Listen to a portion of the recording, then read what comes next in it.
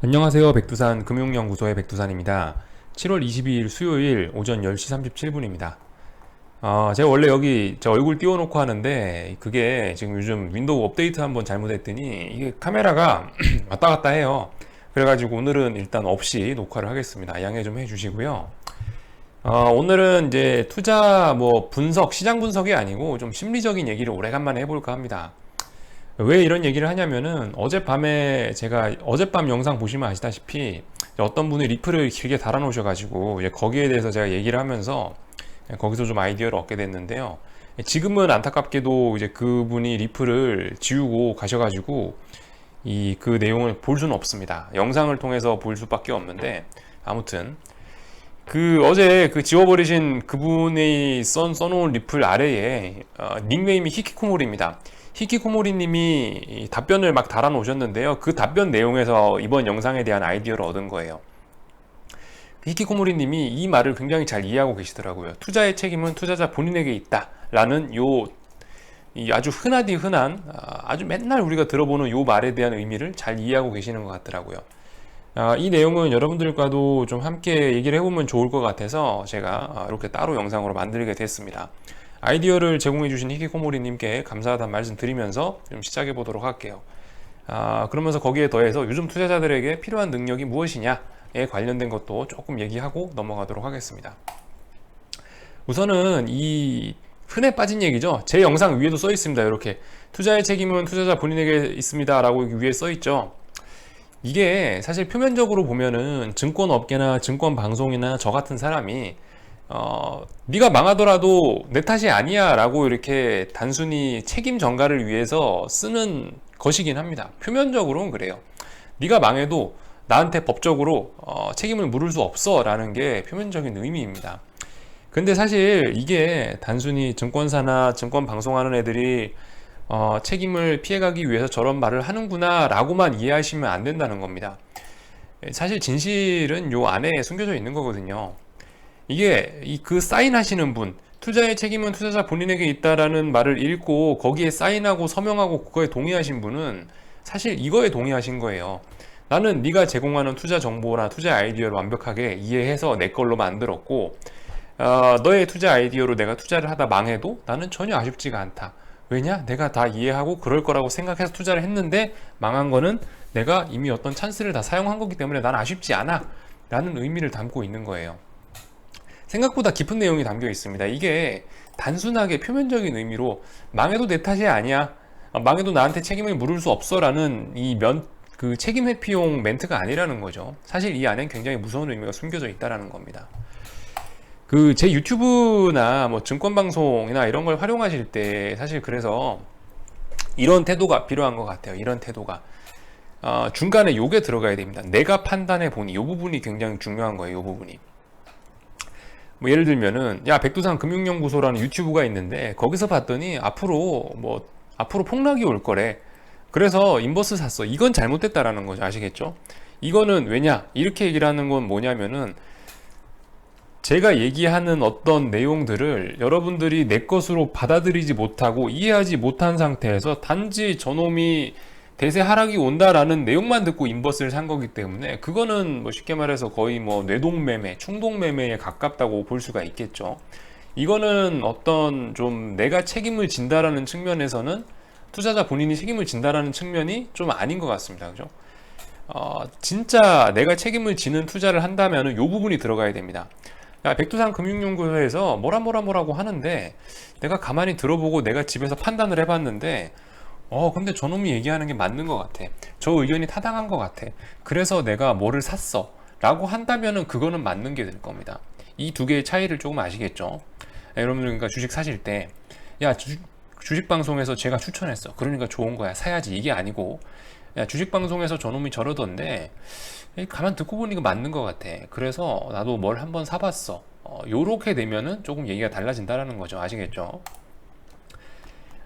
참고로 이제 제가 이 투자의 책임은 투자자 본인에게 있다. 요 말, 투자의 책임은 투자자 본인에게 있다라는 이 말을 저는 어떻게 이해하고 있는지 여러분들께 말씀을 드리면서 다음으로 넘어가도록 하겠습니다. 저는 항상 이런 생각을 갖고 투자를 해요.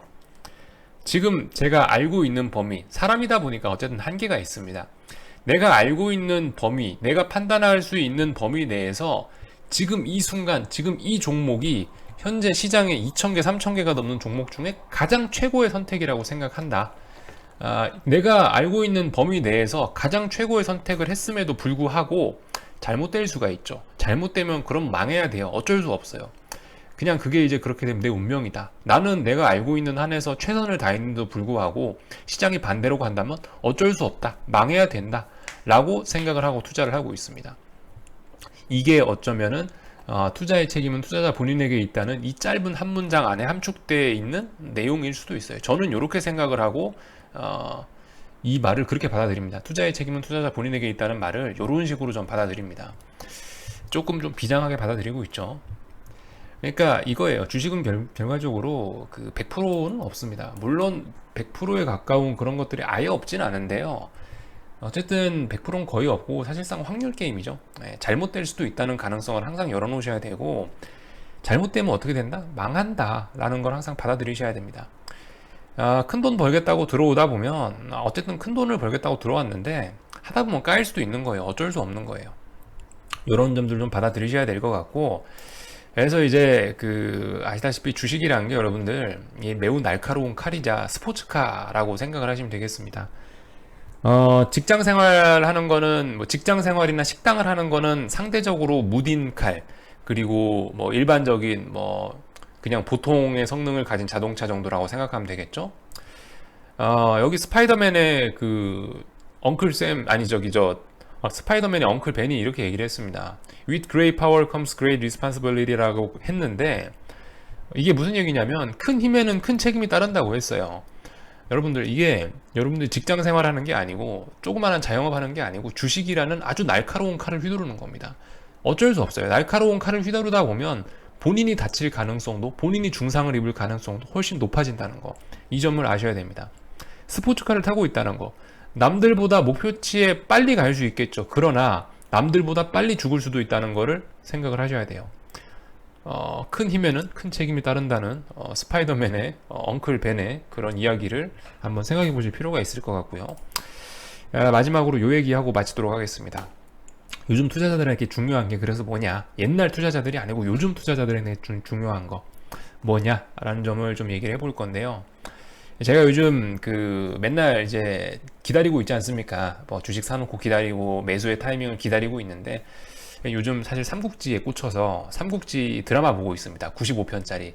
사실 그건 다 봤고 이제 또 다른 걸 보고 있는데요. 아무튼 30 넘어서 삼국지를 보니까 또 옛날과 다른 게 보이더라고요.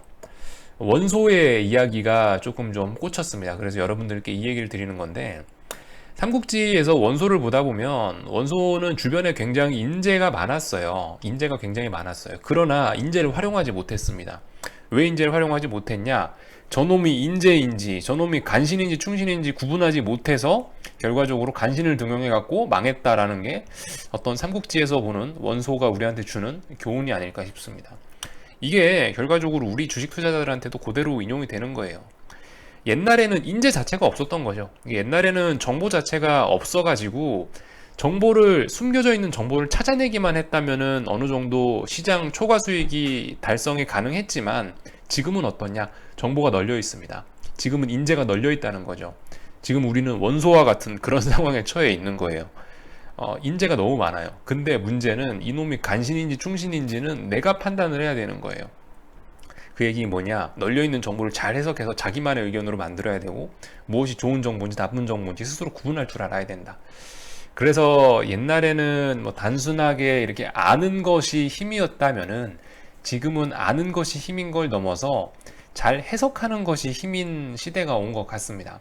솔직히 유튜브나 증권방송의 힘으로 인해서 이제는 정보의 가치는 사실상 0에 가깝게 수렴이 됐죠.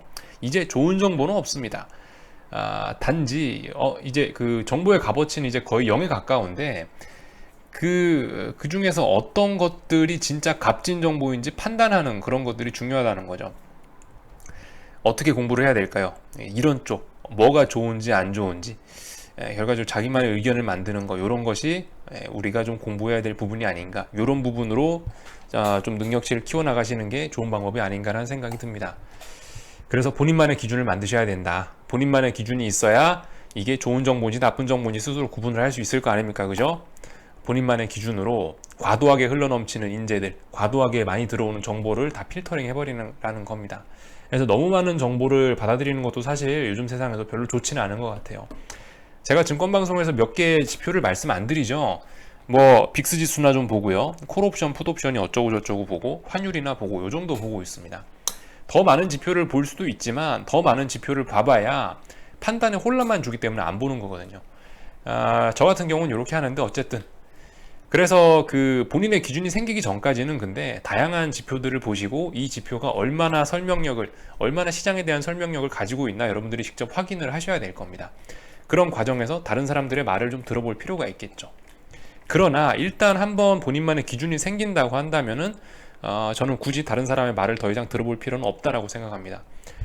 만약 내 기준이 있다면은 그때부터는 저 사람이 이러이러해서 뭐라고 주장을 하네 라고 하는 거에서 그 사람이 주장하는 그 데이터만 쏙 빼와가지고 내가 자체적으로 해석을 하면은 되겠죠. 굳이 그 사람의, 다른 사람의 내 기준이 있다면 굳이 다른 사람이 뭐라 하는 거를 다 듣고 있을 필요 없다. 그 사람이 무슨 데이터를 들어서 저렇게 주장을 하는지 그 데이터만 확인하면서 그냥 이제 그죠? 그 데이터만 해석을 하면 된다라는 겁니다. 그래서 지금 뭐 심리적인 이야기를 조금 해봤습니다. 좀 급하게 얘기를 해서 어떻게 전달이 좀 다 됐나 모르겠는데 제가 준비한 건 여기까지고, 하여튼 오늘 영상을 좀 만들 수 있게 해준 히키코모리님께 감사하다는 말씀 드리면서 이 영상 마치도록 하겠습니다. 또 저녁에 뵙도록 할게요.